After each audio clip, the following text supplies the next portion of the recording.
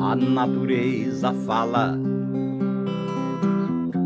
mas o homem não escuta.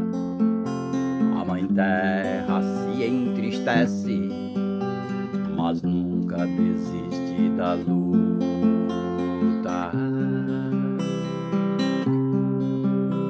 A nossa cultura indígena, com desrespeito, sempre foi tratada. Atearam fogo em Galdino, gesto cruel assassino, e sua voz foi calada.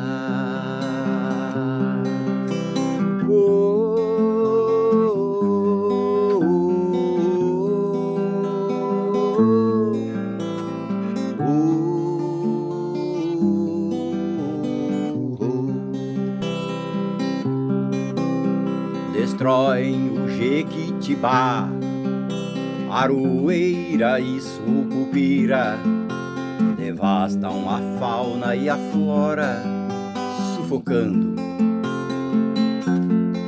milhares de vidas. A Amazônia, pulmão do mundo, Chico Mendes por ela lutou, mas a vida prepara a surpresa, e vimos que a natureza de tristeza por ele chorou.